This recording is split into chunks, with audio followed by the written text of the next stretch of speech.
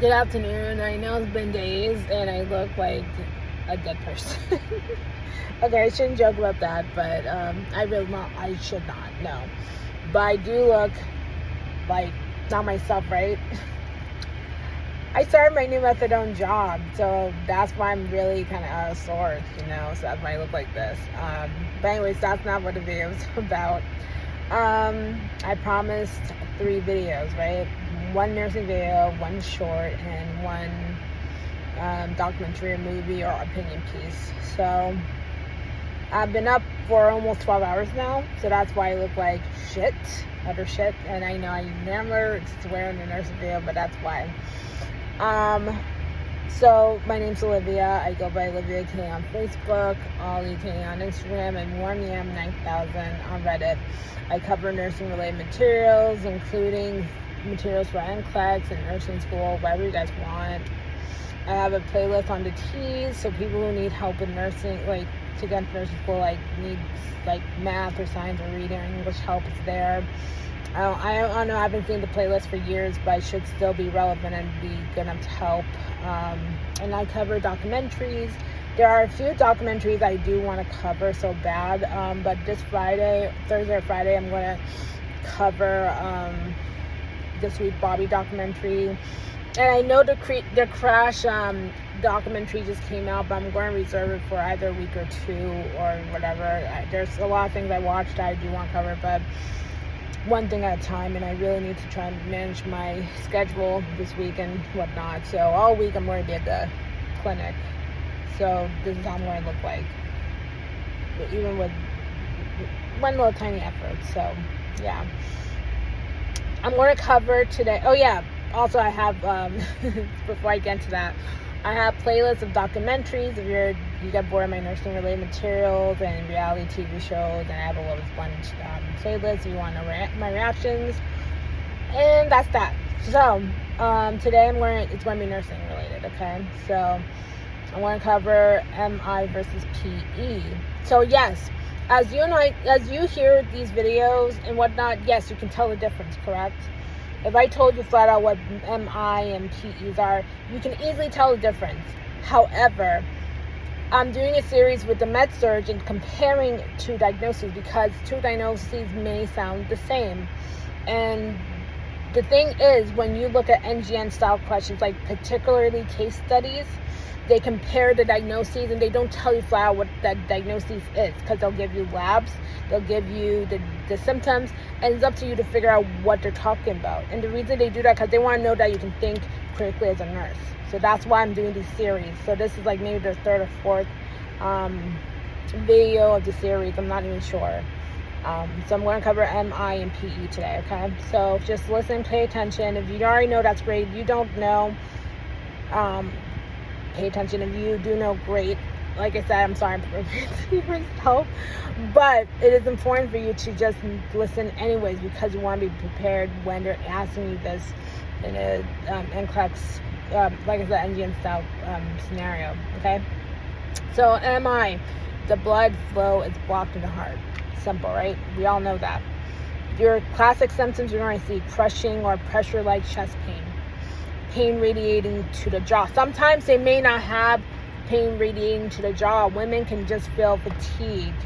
Every person's different, no matter what. You know what I mean? It can be either mild or severe. Most cases are severe and almost always fatal, which is why it's a medical emergency. So you can either have pain radiating to the jaw, neck, back, or left arm. Left arm, that's the classic one you'll see. Shortness of breath, sweating, nausea, dizziness. So you can see those, great. The treatments you will get, and then it can be interchangeably. So listen to this and start underline this part. Mona. All of you guys are in nursing school have heard about Mona, right? Morphine, oxygen, nitroglycerin, aspirin.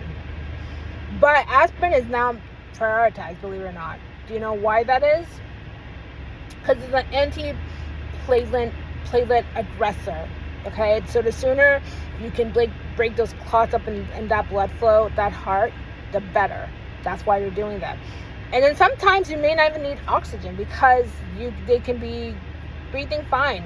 Oxygen really is for the comfort, and then your oxygen level's low. and that's not always the case. So it's a case-to-case thing. So basically, the treatment depends on the patient's condition, how severe it is. As I just said earlier, MIs or heart attacks aren't as severe. Every person presents differently. Okay, so pay attention when you're saying that in a case study.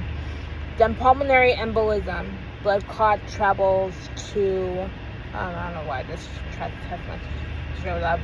It travels to the lungs and blocks blood flow. So both of them block blood flow, okay? And then you'll have, again, symptoms: sudden shortness of breath, sharp pain to the chest. That also can happen in MI too, with breathing, rapid heart rate, okay?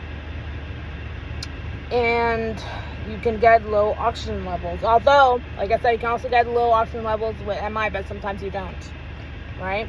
Anxiety, restlessness, coughing, sometimes even with blood, okay? Their treatments: anticoagulants, thrombolytics, and oxygen.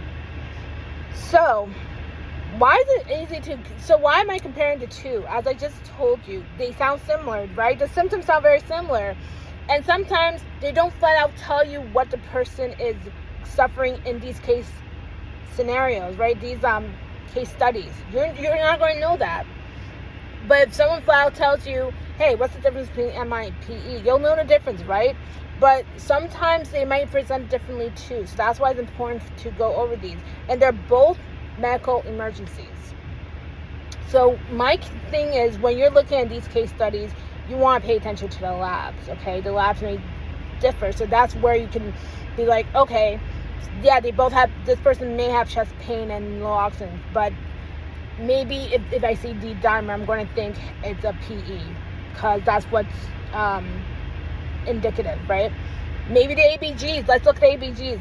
Are they going through metabolic alkalosis? If you remember the ABG lecture, you'll know that a person with metabolic alkalosis, they have PE because they're breathing really fast and very anxious. Then you look at a PT and INR.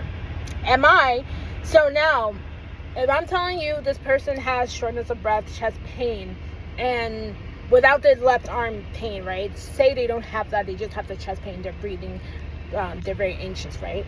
MI, that can also happen too. You want to look at the troponin especially, okay? Because then you'll know, okay, that patient's having MI. So you also want to look at BNP. You're going to want to look at your arrhythmia, right? The arrhythmias will be out of control. Troponin T, troponin I, maybe CKMB, because that's your cardiac muscle marker, okay? So that's how you will know the difference between the two. So just pay attention to the case studies, really read it through, read each tab thoroughly before going to the next one, because that way you'll know which one's which, and you'll know what the NCLEX question's asking you for, okay? So that's it for today. I'm going to go over a short tomorrow. I think the short's going to be delegation, something like that. I know I covered it in a video like a month ago, but it's good to also kind of get that out and get people to think and help with NCLEX or whatever. So sorry I look like shit. Well, I shouldn't be sorry. Please, I'm going to be making bank. I'm working as an RN now, so this is awesome. So I'll try to update as much as I can. I'll do a video tomorrow, and then I'm going a short tomorrow, and then I'm going to do one more for Thursday. Anyways, take it easy and have a good day, and take care. Bye.